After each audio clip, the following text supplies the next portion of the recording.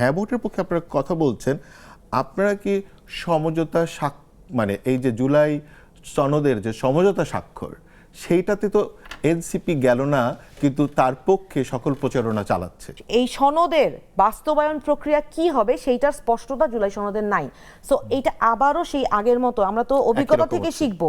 তাহলে যখন এনফোর্সিয়েবল না একটা ডকুমেন্ট, সেখানে তো সাইন করার কোনো অর্থ নাই। আমরা প্রতিবাদ করলাম, প্রতিবাদ করার পর এই প্রতিবাদের ভিত্তিতে জুলাই সনদ বাস্তবায়ন অধ্যাদেশ হলো, আদেশ হলো, রাইট, আদেশ হলো এবং গণভোট অধ্যাদেশ হলো, যেটার ভিত্তিতে এখন গণভোট হচ্ছে। এখন গণভোটের যে 4টা প্রশ্ন সেইটা নিয়ে অনেক অনেক ডিবেট আছে। যেটা নিয়ে আমার বক্তব্য হচ্ছে, গণভোটের যে প্রশ্ন সেট করেছে সেই প্রশ্ন যারা সেট করেছে এবং সরকার, যে সরকারের ম্যান্ডেট হচ্ছে সংস্কার, যে সরকারের ম্যান্ডেট হচ্ছে, যেহেতু অভ্যুত্থানের সরকার, সেই সরকারের ম্যান্ডেট হচ্ছে বিচার, সেই সরকারের ম্যান্ডেট হচ্ছে এই মানুষের জন্য একটা সুষ্ঠু এবং অবাধ নির্বাচন অনুষ্ঠান করা। তাদের দায়িত্ব ছিল এই 4টা প্রশ্নে কি আছে, যেহেতু তারাই এই 4টা প্রশ্ন সেট করেছে এভাবে, তাদের দায়িত্ব ছিল এই প্রশ্নগুলো একেবারে রুট লেভেলে প্রত্যেকটা মানুষকে পরিষ্কার করে বুঝিয়ে বলা। তারা যেটা করেছে শুধু হ্যাঁ বা না এর প্রচারণা করেছে, এটা ভুল করেছে, স্পষ্টভাবে বলছি আমি।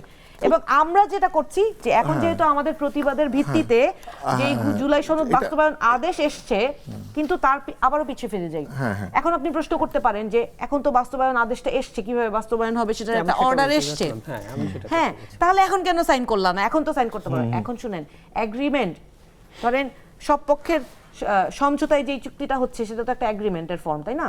তাহলে এগ্রিমেন্টে যদি কোনো ল্যাপস থাকে, কোনো গ্যাপ থাকে, তাহলে সেইটাকে আপনাকে অ্যামেন্ড করতে হবে না? আমরা যে এগ্রিমেন্টগুলো সাইন করি, কন্ট্রাক্টসগুলো কিন্তু অ্যামেন্ড হয়, সেখানে অ্যামেন্ড করে কি বাস্তবায়নের প্রক্রিয়াটা ইনক্লুড করা হয়েছে? আমরা তো দেখেছি যেই দিন সাইন হয়েছে জুলাই সনদ, ওই দিনও কোনো কোনো দলের প্রস্তাবনা অনুযায়ী জুলাই সনদের কিছু কিছু জায়গায় পরিবর্তন আনা হয়েছে। তাহলে আপনি হচ্ছে যে কেন এইটাকে মানে এখন হ্যার পক্ষে যাচ্ছেন? আমি শুধুমাত্র একটা ইস্যু, বাস্তবায়নের প্রক্রিয়াটা ওখানে লেখা নাই, এইজন্য ওটা সাইন করি নাই, কিন্তু আমরা সংস্কারের পক্ষে এবং এই কারণে আমরা অবশ্যই সংস্কারের বাস্তবায়নের জন্য যা যা প্রয়োজন সেটা অবশ্যই